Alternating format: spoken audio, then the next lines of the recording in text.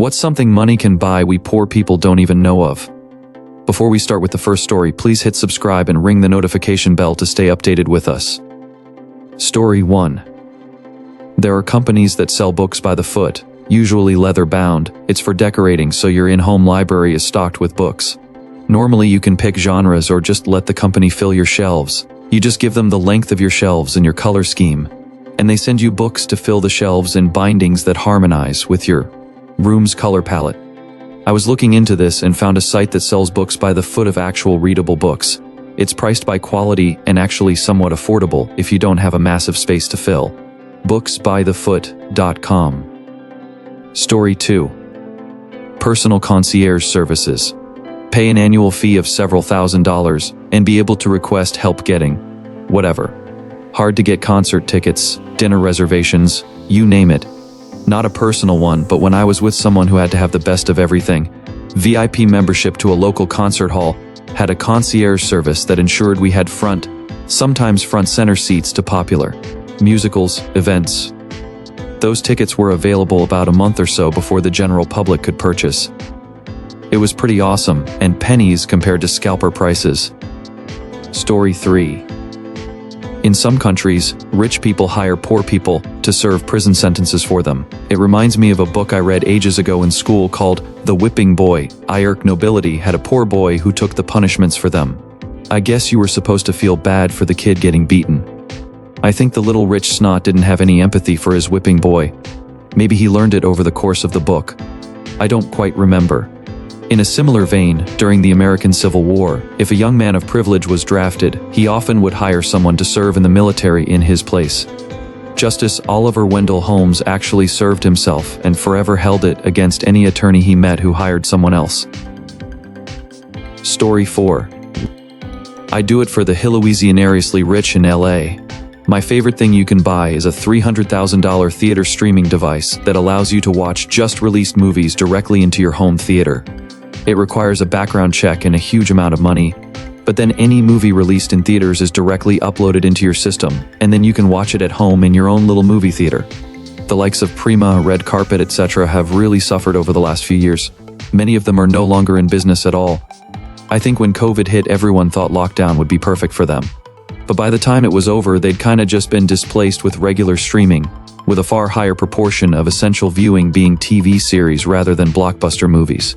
Plus, many of these services struggled to get traction outside the US due to distribution right problems. You still see them around, but nobody seems to really use them now compared to 5 years ago when you'd always get invites to watch movies as soon as they came out. Might be different in Louisiana. I could see it still working there. Story 5. Access. Friends and I flew from DC to Dallas to watch a Redskins-Cowboys game before they moved to the new stadium. Last minute, a friend joined and didn't have a ticket to the game. My well-connected friend picked up the phone and called someone, and next thing we know, some guy is standing at the stadium with a sign with our names on it too. Hand us our tickets. It should be noted that 3 of us had tickets and he didn't. Since he couldn't get a ticket to sit next to us, he just bought 4 tickets and even better seats for all of us. To pay it forward, we let someone in the nosebleeds take our original 3 seats. Story 6. Many years ago, I worked for a company whose owners also owned the Buffalo Sabres. I did some work for the daughter and son-in-law in the Manhattan flats. Yes. Plural, they bought multiple flats on the same floor so that they could combine a couple for a residence and another for home offices, and he made small talk with me while working. The conversation got around to sports, and I was talking about hockey, and the Penguins were in a playoff series against the Sabres. He told me that, if I was interested, he'd have a pair of tickets waiting for me in Buffalo to the next game. Me and a friend drive to Buffalo, go to the window and pick up tickets. Ended up being center ice about 15 to 20 rows off the ice. Story 7. Worked in employee benefits consulting. There are doctors who exist who only see people who are executives at their companies.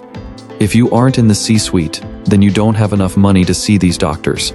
Oh, and emergency evac insurance. One of my clients had this specifically for their executives. So that way, if an executive was off in another country and things started to pop off, or the executive got hurt, a helicopter goes and gets them. Anywhere in the world. 24/7. Edit, only because I'm still getting responses.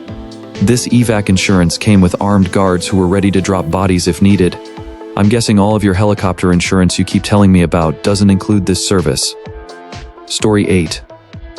I'm not sure what the correct term is, but I think the best term would be a household family manager. I grew up with a kid whose parents were extremely well off because they owned a chain of casinos you'd probably know. The last name. Every single thing in their lives was managed by some lady and her assistant team. When I mean everything, I mean everything. Foreign trips, domestic trips, doctor's appointments, dinner reservations, sports practices, meetings with attorneys, business meetings, grocery delivery, household duties, get-togethers, every single minute detail. Their entire days were pre-planned from start to finish, weeks and months in advance. All they had to do was just exist. Their lives were essentially on autopilot. Story 9. Citizenship in other countries. Costs about as much as a house for less desirable countries, and about as much as starting a small business for the nicer ones. A well-off friend of mine left the US in 2016 with his family to the Netherlands. The quickest path to citizenship was owning a business, so he bought a tulip farm. He doesn't do with it, but he keeps it running and the people employed. While gaining citizenship, overall brilliant and seemingly non-impactful, but not something most people can do. Personally eyeing Portugal. I can swing that. Story 10. Relationships. I once worked at an Olympic horse ranch in Colorado, and the owner was from Seattle, and was friends with someone that played guitar, Kurt Cobain. Then talking to one of the riders, they had been to a party over the weekend that Mark Zuckerberg was at. That's when it hit me. When you're rich, you just know everyone, or knows someone that knows them. 6 degrees of separation is only for the masses. The elites are closer to 2 or 1. I remember reading a thread like this once, where a guy who worked closely with a billionaire responded. I forget the whole thread, but his comment included something along the lines of, "My billionaire X needed input on something, so he called this other billionaire Y. X had never spoken to or met Y before, but was able to get him on the phone directly in a few minutes, just because they were both known to each other as billionaires." Story 11. Rich people living in movie sets half the time just to make themselves look richer. My parents are wealthy, and I remember them doing this. A little more personally curated by my mom, but just shelves and shelves of beautiful leather-bound books they had never read, nor had any intention of reading, just to fit the color palette. Imagine my shock when I became a philosophy major in college, now PhD and professor, and found out a good chunk of them were classic philosophical works. Plato, Aristotle, Kant, Aquinas, Nietzsche, Descartes, all the big swinging from the canon. Just grew up as a squirt right next to those books I now treasure today, and had zero idea about it, until I moved out of the house, and was doing my own thing. I remember being bored one day at like 20 during Christmas break and looking at them, really looking at them, and just seeing a critique of Pure Reason by Immanuel Kant on that shelf and being like, what the? This has been there all this time. I think I ran into this bookshelf once and like half the books hit me on the head.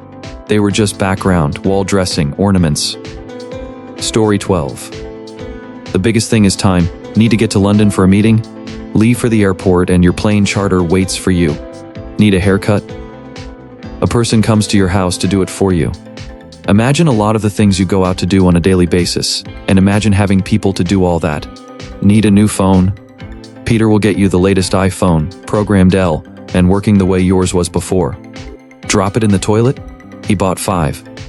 Something interesting to me is that a lot of time can be bought in labor surplus countries even by the upper middle class, resulting in a similar, although not comparable, experience.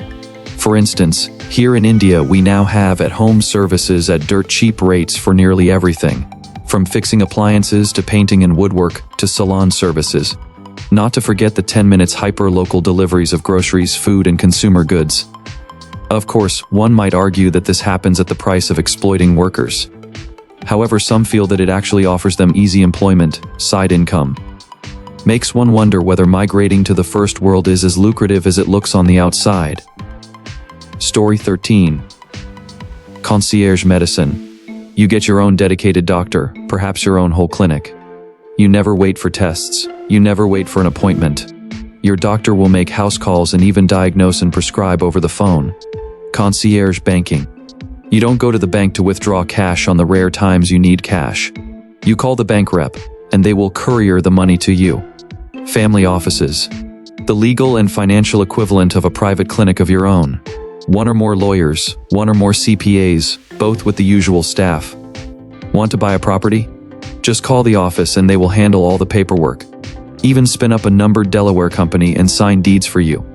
Bespoke cars. At the lower end, this means you sit down with a Rolls-Royce rep and go over choices. They will arrange a custom paint color and guarantee no other car will get that shade. Ditto for upholstery, dash treatment, etc. In the middle, the likes of Lamborghini and Koenigsegg have lists of billionaire car collectors. When they come up with a concept, they consult with the members of that list before any metal gets shaped. When they release the latest hypercar and say only 25 will be made, that's because only 25 billionaires said they wanted one. Being able to say you have a 1 of 25 car is valuable over and above the car itself. At the very high end, you can call them and pitch your own concepts, and they will build a complete 1 of 1 car for you. The Sultan of Brunei famously had a lot of total one-off cars made to his exact specifications from many different manufacturers. The Rainbow Sheikh, Sheikh Hamad bin Hamdan Al Nahyan, has also done this numerous times. Story 14. Bulk. I'm not boasting because what's the point? It's anonymous. I'm financially stable now, not wealthy, but I'll probably never have to worry about money. When I was really poor, I would buy part-worn tires for my car because I never had the money for new tires. But I'd have to replace them more often. Now I have some money, so I can buy good tires that last longer. When I see dishwasher tablets on offer, I buy about £100 worth, and that's me set for a few years. I bulk buy anything on offer which isn't perishable when it's on offer. It's like I'm looking after my future self. I can also be incredibly irresponsible with money too. I'll be frugal for myself and won't spend more than £100 on a coat or £80 on shoes, but I'll spend far more on a gift for a relative. And I'm not saying that to sound like a great guy, I'm just an average guy, but one with a crap load of dishwasher tablets. Story 15. Special hospital suites. When I worked for a major medical center, they had a special floor for rich people who could afford to pay more. It was nicer with more up-to-date equipment, had connected rooms for visitors, and even a dedicated cook and dietitian who would tailor every meal to the patient's specific tastes within their medical diet, such as liquid, mechanically soft, low sodium, etc., and accounting for allergies, versus normal hospital food that isn't even really seasoned to avoid stuff like allergies. I was on psych off in the oldest building on campus, so I never even went there. But I do know one of our patients was the parent, or child, or spouse, or sibling, or something of some big shot doctor who insisted they be moved there while they were getting their first few rounds of ECT, electroconvulsive therapy, because while the patient absolutely wanted it and would have gone outpatient without issues, we never do the first few rounds outpatient in case they have an adverse reaction. Our psych docs stood their ground and said the patient had to stay on psych, even just the lower acuity unit, because our nurses cared for ECT patients every day. And they didn't trust the fancy suite nurses to do the aftercare for that.